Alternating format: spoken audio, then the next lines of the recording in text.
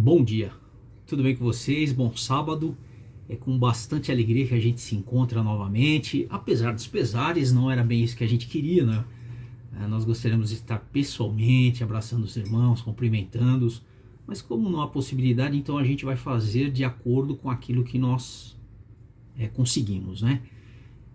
Neste sábado nós vamos recapitular a lição número 10, né, do nosso trimestre, a Bíblia como História. Então a gente vai aí comentar a respeito, quase que vai ser um sermão, né? Mas eu vou dar uma paradinha, vou fazer algumas perguntas para os irmãos. E a primeira coisa que eu quero deixar bem claro aqui para vocês é que a cada sábado nós estaremos fazendo um rodízio de professores e juntos nós vamos matando a saudade dos nossos irmãos, tá bom, irmãos? Vamos fazer uma breve oração. Senhor Deus, que o Senhor possa nos abençoar nesse instante ao recapitularmos a Tua palavra, a Tua lição. Fica conosco, derrama-nos o Teu Santo Espírito em nome de Jesus. Amém. Vamos lá então. A Bíblia como História. O verso para memorizar está lá no capítulo 20 de Êxodo, verso 2. A Bíblia nos diz assim: Eu sou o Senhor teu Deus, que te tirei da terra do Egito, da casa da servidão. Logo de cara, no verso para memorizar, a gente já vê que Deus, ele realmente age na história humana. O que é história? Qual a definição de história? O que significa história? História é a ciência que estuda a atuação do homem em eventos passados e seus desdobramentos, como por exemplo conflitos, guerras, divisões, políticas econômicas e assim por diante. Só que quando a gente vai estudar a Bíblia, nós temos a plena convicção de que a Bíblia admite que Deus ele age diretamente na história. O livro de Daniel, que nós estudamos no trimestre passado, ele já nos deu a convicção e certeza de que Deus ele atua porque ele tem um interesse, certo? Durante a semana vimos que muitas descobertas arqueológicas ocorreram e trouxeram muita certeza de que a Bíblia ela é verdadeira e que ela expressa a história sem maquiagens, ok? Muitos não creem no relato da criação, no relato de Adão e Eva, no relato de um dilúvio, ou então de uma torre de Babel, ou até mesmo na pessoa de Jesus Cristo, em sua crucificação, ressurreição e até mesmo na sua volta. Muitos não creem, mas o que nós vamos ver é que Deus ele atua e ele existe, tá certo? Nessa Covid aí eu vi uma médica cientista dizer o seguinte: não existe milagre, tudo tem uma explicação científica.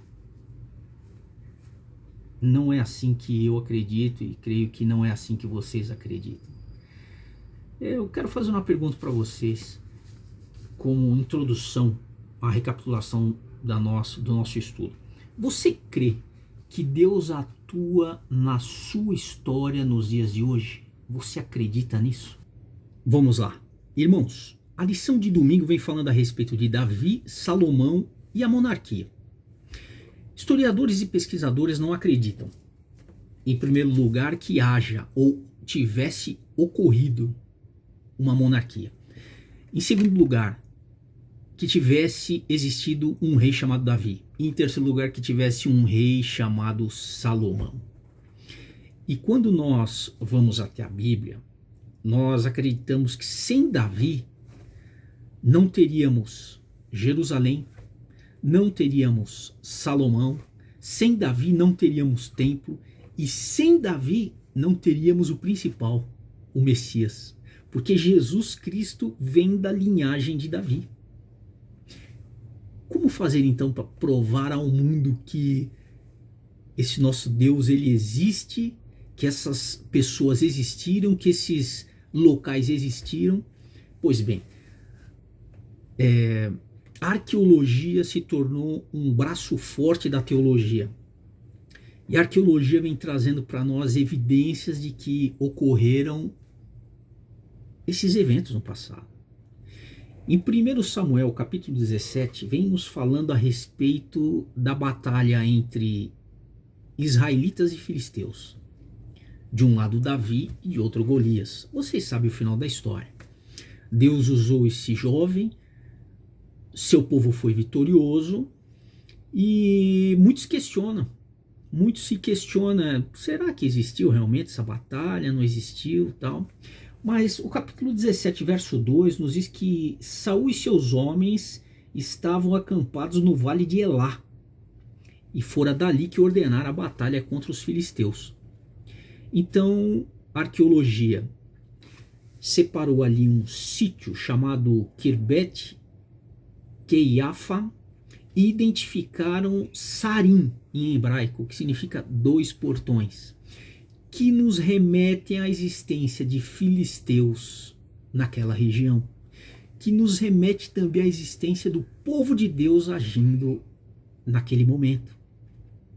Outra descoberta que me chama a atenção é a inscrição com o nome Isbaal, filho de Saul, lá de 1 Crônicas, capítulo 9, verso 39. E essas escavações ocorreram entre 2008 e 2013.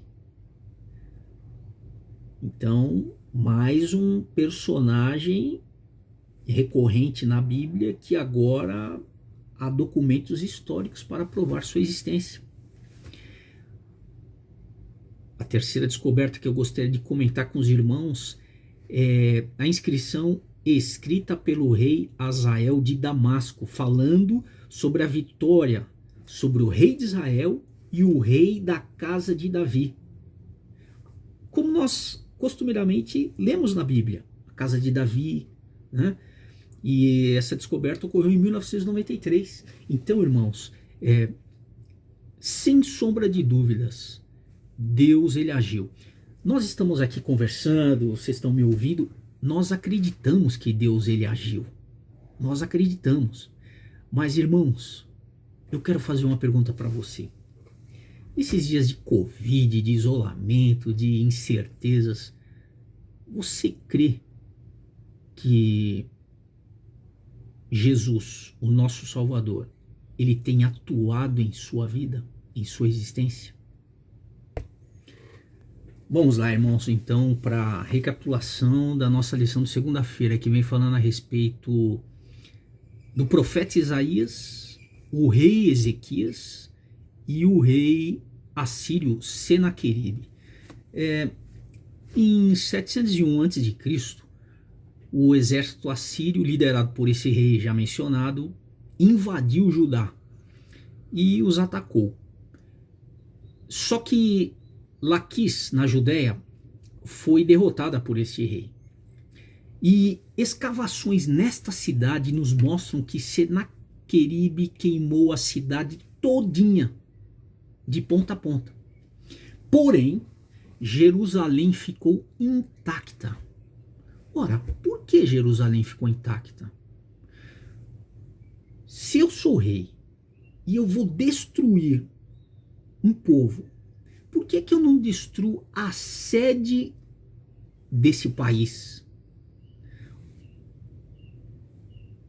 O rei contou de diversas maneiras o que ele tinha feito, como ele tinha conseguido. A lição vem comentando a respeito disso aí. Ele pôde se vangloriar de algumas coisas, mas ele diz assim que quanto a Ezequias, no caso o rei judeu, eu o encerrei em sua cidade como um pássaro em uma gaiola. Por quê, irmãos? Porque Senaqueribe não conseguiu fazer o pior para Jerusalém, porque o Deus de Israel já havia dito que isto não aconteceria. O cerco ao povo de Deus durou apenas um dia.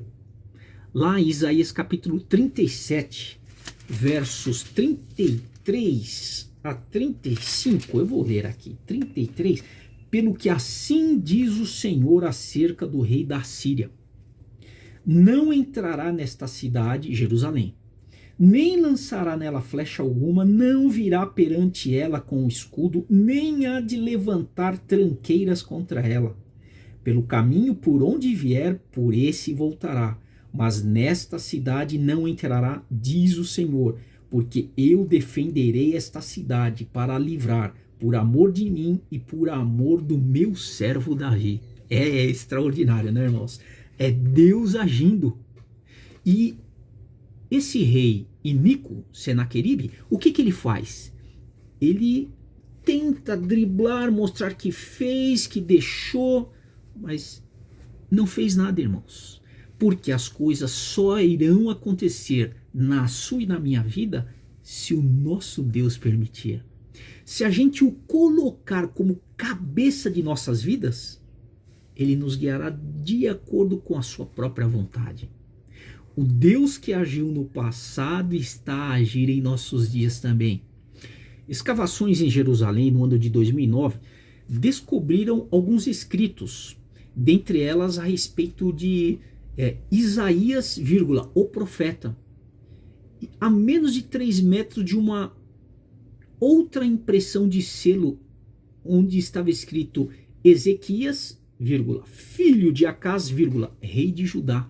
Então, a 3 metros estava o selo que identificava a existência de um profeta chamado Isaías e a de um rei chamado Ezequias, filho de Acás. Então, irmãos, olha aí, mais uma vez, a Bíblia tem razão. Não é verdade? Mais uma vez. Deixa eu ver se tem alguma pergunta para a gente comentar aqui. Tem uma pergunta na lição, lá no finalzinho dela, que diz assim: como você pode se lembrar de que o Deus que tão miraculosamente libertou Israel naquele tempo é o mesmo Deus a quem você ora, em quem você confia e de quem você depende? Bela pergunta, né? Eu não tenho dúvidas de que aquele mesmo Deus está agindo em nossos dias, está aí com você na sua casa, está aqui comigo na minha casa, está abençoando a minha família, a sua família e todo aquele que abre o seu lar para que ele possa habitar. Continuando, irmãos, então vamos para a lição de terça-feira. A lição de terça-feira vem falando a respeito de Daniel, na minha opinião, um profeta extraordinário, o rei Nabucodonosor e a cidade, a grande Babilônia. Muitos estudiosos também não acreditam na existência de nada disso. Acham que é um conto de fadas e colocam várias questões. Será? Talvez não. Quem sabe? Mas a arqueologia, mais uma vez, irá nos mostrar que realmente muitas coisas estão sendo comprovadas. Tá certo? E em 2007, a Universidade de Viena encontrou um tablete da época de Nabucodonosor com o nome Sarsequim. Esse Sarsequim é um oficial babilônico, mencionado lá no livro de Jeremias capítulo 39. Abra sua Bíblia, vamos lá. Jeremias capítulo 39. Eu vou ler a partir do verso 1. São 3 versos só. O verso 1. Foi tomada Jerusalém. Era o ano 9 de Zedequias, rei de Judá. No mês 10º, quando veio Nabucodonosor, rei da Babilônia, e todo o seu exército contra Jerusalém, a cercaram. Era o 10º ano de Zedequias, no 4º mês, aos 9 do mês, quando se fez uma brecha na cidade. Então entraram todos os príncipes do rei da Babilônia e se assentaram na porta do meio. Lá vai. Nergal-Sarezer, Sangar-Nebo, Sarsequim. Esse é um dos príncipes que eu quero mencionar, que a arqueologia vem nos mostrando a sua existência. Uma outra coisa que nos apresenta na Bíblia é que o testemunho de Daniel fez com que Nabucodonosor ele alcançasse a sua conversão. O testemunho de Daniel fez a diferença na vida daquele homem. E, irmãos, Nabucodonosor se converteu. um rei pagão que agora estará contado dentre os salvos. Não é verdade? E como negar a existência de tantas coisas assim? A cidade de Babilônia era extremamente grande. Daniel capítulo 4, verso 30, menciona ali. Deixa eu abrir aqui na minha Bíblia. Daniel capítulo 4, vamos lá. Daniel capítulo 4, estou chegando aqui em Daniel.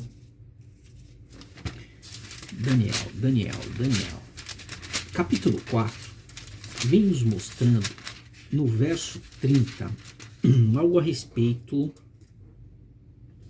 desta cidade, que nos diz assim: não é esta a grande Babilônia que eu edifiquei para a casa real com o meu grandioso poder e para a glória da minha majestade? Aqui era o rei Nabucodonosor batendo no peito. Não fui eu que fiz essa cidade? Pois bem, escavações têm nos dado a certeza de que a cidade de Babilônia possuía mais de 300 templos. O palácio era cercado por muros duplos. Então, um muro, outro muro, de 4 metros de espessura e outro de 7 metros de espessura. Muros intercalados por portões nomeados com as principais divindades babilônicas. Ishtar é o principal, o mais famoso, e foi reconstruído pelos alemães. Certo? Esse portão foi reconstruído pelos alemães no Museu de Pérgamo, em Berlim. Daniel capítulo 7, verso 4, nos diz aqui, Daniel 7, o primeiro era como leão e tinha asas de águia, enquanto eu olhava, foram-lhe arrancadas as asas, foi levantada da terra e posto em 2 pés, como homem, ele foi dada a mente de homem. Aqui vem falando a respeito de Babilônia. A Bíblia identifica a Babilônia como um poder leão com asas de águia. E escavações nos mostram que no caminho da procissão que conduz ao portão de Ishtar, o principal, ele era revestido com imagens de 120 leões com asas de águia, demonstrando então que realmente é verdadeiro aquilo que Deus nos mostrou aqui na Bíblia. Agora, uma coisa que me chama a atenção nesse estudo, no estudo da terça-feira, é que Daniel, no capítulo 1, verso 8, diz assim: resolveu Daniel firmemente não contaminar-se com as finas iguarias do rei, nem com o vinho que ele bebia. Então pediu ao chefe dos eunucos que lhe permitisse não contaminar-se. Irmãos, Daniel, ele resolveu firmemente não se contaminar com as coisas daquela época. Será que temos nós tomado essa decisão em nosso coração para não nos contaminarmos com as coisas que estão aí no mundo, com as mentiras que são pregadas, que são divididas por intermédio de jornais, escritos, televisivos, por rádios? Irmãos, será que nós estamos ficando longe do mundo e mais próximos de Cristo?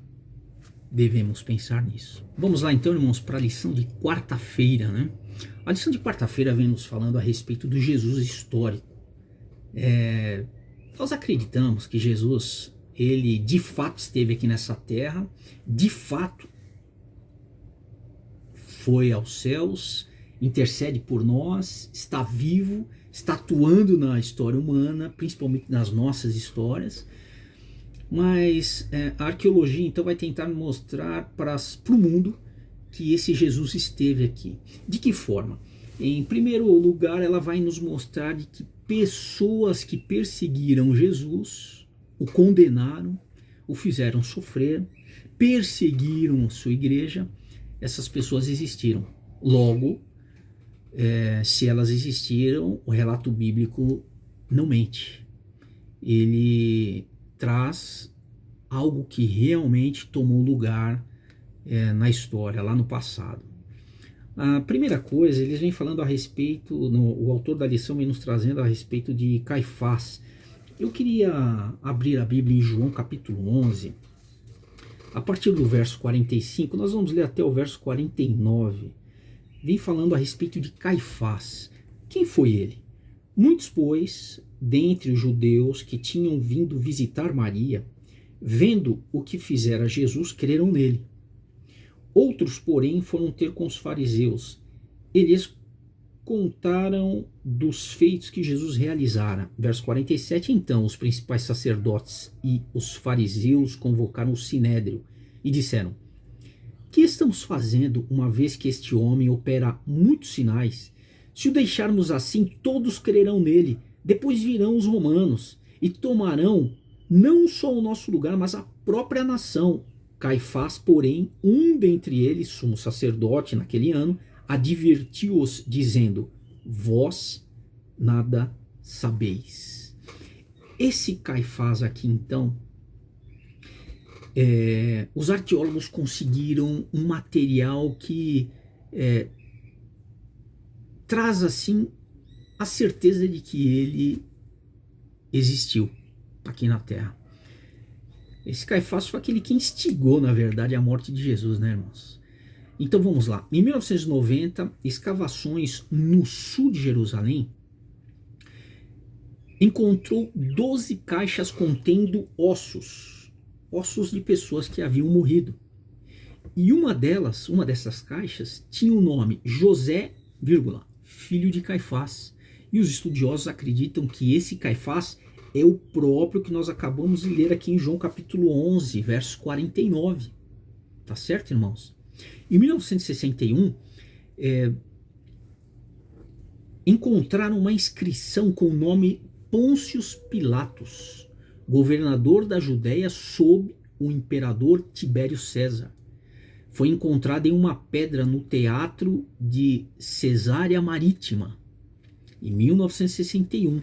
E uma descoberta que me chamou bastante atenção foi a respeito do governador Plínio, um jovem governador, pelo ano 112, 113 depois de Cristo, que nos diz o seguinte, que ali ele escreve ao imperador Trajano, dizendo que os cristãos se reuniam em determinado dia e cantavam hinos a alguém que seria o seu Deus.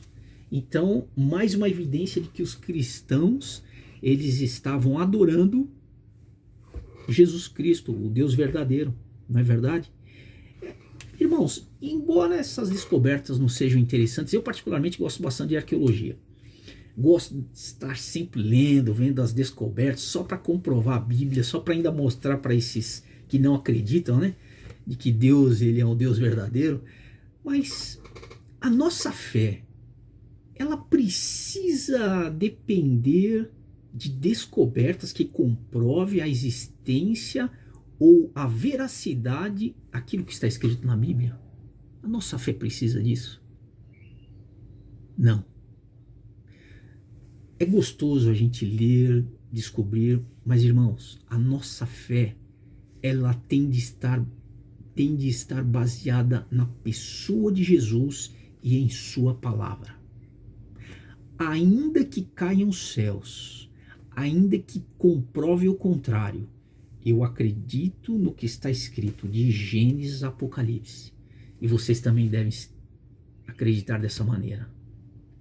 Porque a nossa fé vem pelo ouvir, pelo ler a palavra de Deus. Tá certo, irmãos? Então, é isso aí. Vamos para a próxima lição, a lição de quinta-feira. Então, vamos lá para a lição de quinta-feira, que fala a respeito de fé e história, né? Primeira pergunta que eu gostaria de mencionar aqui, perguntando aqui a vocês, é o seguinte: o que é fé? Biblicamente é fácil, Hebreus 11, eu estou com a Bíblia aberta aqui em Hebreus 11. Hebreus 11, capítulo 11, verso 1, diz o seguinte: ora, a fé é a certeza de coisas que se não veem, de que se espera, e a convicção de fatos que se não veem. Então, o que é fé? É a certeza de coisas que você ainda não vê, mas você tem a certeza de que vai acontecer. E Hebreus 11, 6 ainda diz que sem fé é impossível agradar a Deus. Agora, a lição vem com uma outra definição que eu achei bastante apropriada. Ela diz que é agir em resposta a uma crença. É agir em resposta a uma crença. Ora, se eu creio em Jesus, então eu tenho fé nele. Se eu creio em Deus, então eu tenho fé nele. Certo, irmãos? Se eu creio na Bíblia, então eu tenho fé nela. Quem vê e ouve a respeito dessa ação, o nosso agir, a nossa ação, é tocado e toma decisões para a vida ou para a morte. Assim como Davi deu testemunho, assim como Abraão deu testemunho, assim como Daniel deu testemunho, pessoas que o circundavam foram tomando decisões. Por isso é que quando Jesus voltar e nós estivermos lá no céu, nós iremos conhecer inúmeras pessoas que tomaram decisões por causa da atuação desses homens, que agiram pela fé.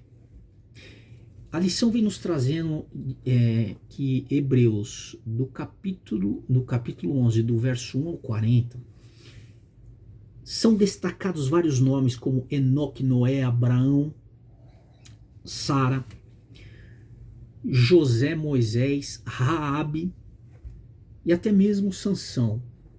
São tidos como heróis da fé. Por quê? Em algum momento, mesmo que tenham falhado, sabe? Nós somos santos aos olhos de Deus. E nós somos pessoas falhas, irmãos. Estamos a cada dia procurando ser melhor. Justificação é o que Cristo fez por nós e faz todos os dias. Agora, ele nos salva. Santificação é o processo de uma vida, porque é a transformação de caráter. Nós estamos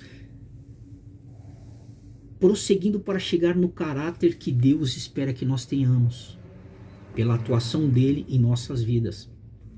E esses personagens, eles foram falhos, mas chegaram a ser heróis da fé, porque tomaram decisões ao lado de Cristo que fizeram a diferença em prol do seu povo e em prol daqueles que os observavam de outras nações, de outros povos, de outras religiões, que tomaram decisões acertadas também ao lado de Deus. Irmãos, em nossas decisões, nós temos influenciado positivamente pessoas a acreditarem na existência do nosso Deus? Será que eles estão conforme nossas decisões e escolhas, tendo mais convicção de que Deus existe ou menos convicção? Nós temos de nos policiar e temos de pedir a Deus que Ele possa fazer a diferença em nossa vida e de que a nossa fé possa deixar um marco nessa história. Tá certo, irmãos? Agora vamos lá para sexta-feira. Sexta-feira vem encerrando e eu quero encerrar sexta-feira mencionando o seguinte. É um texto do Espírito de Profecia. Daniel White, Testemunho para a Igreja, volume 8, página 325, que diz assim: aquele que tem fé não testa a Bíblia pelas ideias científicas do homem. Ele traz essas ideias ao teste da norma infalível que é a palavra de Deus. Fantástico esse texto, né? Fantástico. Aquele que tem fé não testa a Bíblia pelas ideias científicas do homem. Ele traz essas ideias ao teste da norma infalível. Irmãos, ainda que o mundo fale algo totalmente diferente da Bíblia, esta é a palavra de Deus e nós teremos de ficar com ela, a despeito do que o mundo pregue a nós. Mas se a arqueologia continuar confirmando a Bíblia, que eles e nós agradeçamos a Deus pela existência dessa ciência que tem dado convicção a esse mundo, mas só nos tem feito rir, sorrir e nos alegrar de que a palavra de Deus, ela jamais falhou e jamais falhará. Que Deus os abençoe, que vocês tenham um excelente sábado, tá certo, irmãos? E sábado que vem estaremos aqui com outro professor estudando, recapitulando a lição da escola sabatina. Que Deus abençoe, irmãos. Um bom sábado e um bom culto para todos nós. Amém.